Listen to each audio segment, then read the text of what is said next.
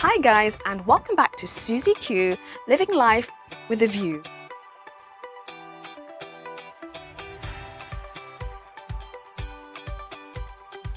Thank you so very much for joining me on today's special Valentine's episode of Letter to My Daughter, specially titled Love Lessons. What we're actually looking at today is a topic about love, but all about self-love. So as part of Letter to My Daughter, I really think that it's very important that we take a closer look to what the lesson of self-love actually means. So follow me along with this lesson on Love Lessons, Letter to My Daughter. So the first aspect of self-love that we're looking at today is love and accept yourself for who you are. Accept and love yourself for everything that you are, and don't dislike yourself for everything that you are not. Accepting yourself means celebrating who you are, celebrating your talents, celebrating your gifts, celebrating what makes you unique. Accept the fact that you are not perfect. Nobody's perfect on this earth, neither am I, but I'm growing to love and accept myself, and I think it has definitely made a difference with how I feel about myself and also how this projects onto others. I think as part of accepting ourselves, it's important to sort of stop seeking validation from others and seeking to be accepted by others. Believe me, when you start to validate, seek and accept yourself, others will begin to accept and love you for everything that makes you unique. When you reject yourself as an individual and as a person, you will find that others will reject you as well, because it's like you're giving off a negative vibe. But when you accept yourself, when you love yourself, when you celebrate yourself, it's like a magnet. It creates like a magnetic aura around you as an individual, and you'll find that people will begin to be attracted to you, attracted to your person, and attracted to what you have to offer. So accept and love yourself for who you are.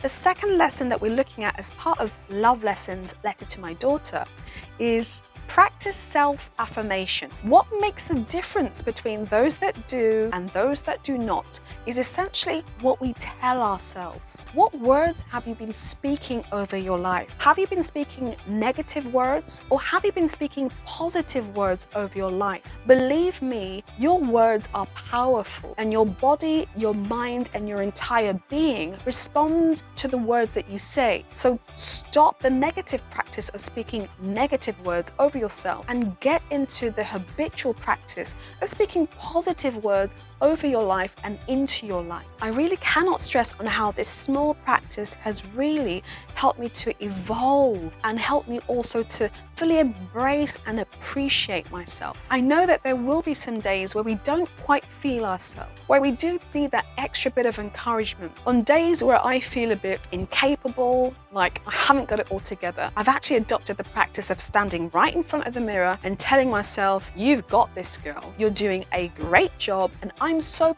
proud of you." And really and truly, those words have sometimes provided the needed lift that I have required to just get on with my day-to-day, which means, either cooking, cleaning, looking after the kids. It can be quite hectic, but how we affirm ourselves and the words that we speak on ourselves over our life and in our environment really does shape our world. So practice speaking positive, affirmative words over your life and over yourself. The third lesson that we're looking today as part of Love Lessons is place value on yourself, on how you want to be treated.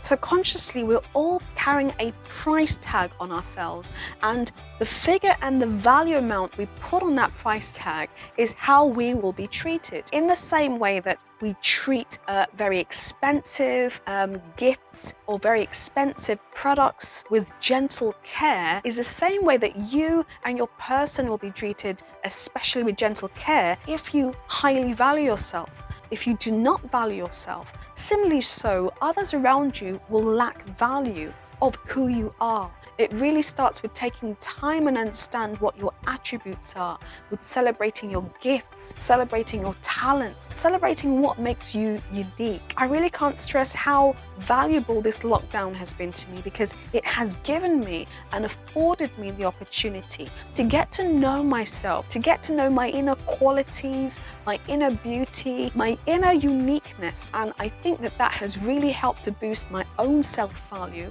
and therefore the value and the tag that others see on me. The fourth lesson that we're looking at today as part of Love Lessons, Letter to My Daughter, is never compare yourself to anybody. You are unique. There is nobody else like you on the face of this earth. You have been created in a beautiful and wonderful way. So to compare yourself to others really neglects the fact that you have beautiful qualities and beautiful aspects about yourself that make you unique. We're all different, we're all unique, and we all have different abilities and things to offer. So don't compare yourself to anyone.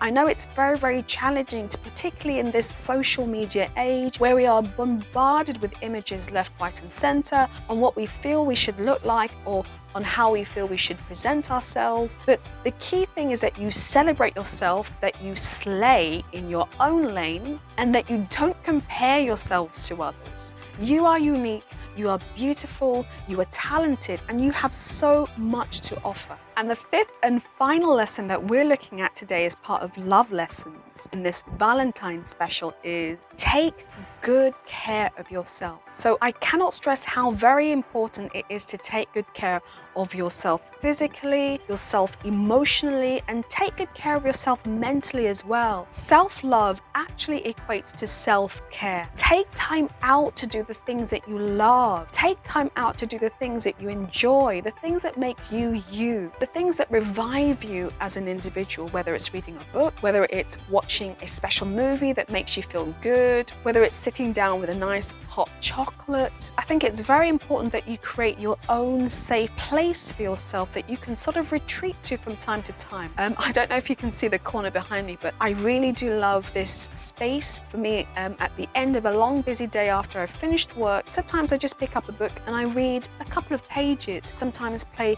some soft ambient music just to feel in a safe place again. Self-care also transcends to how we feel about ourselves physically. I have tried in this present, lockdown to really make the effort of every single day getting up, getting out, and sometimes getting dressed on a normal day, just so that I feel good about myself, because you actually give off positive vibes to yourself when you decide to get up, when you decide to show up for yourself every single day. Eat healthy, exercise, get a balanced diet. All of these things do have an effect on one's mental health, one's emotional health, and of course one's physical health. I do believe that if we really practice this sort of self-care element of self-love, we'll not only be feeding our bodies and making ourselves equipped to face life, but we'll also be feeding our inner soul and our inner being. In the words of the late Whitney Houston, she sang a song that I couldn't agree with more. Learning to love yourself is the greatest love of all. We really cannot love and appreciate others if we do not love and appreciate ourselves first. So thank you very much for joining me once again on SuzieQ, and we are living life with a view.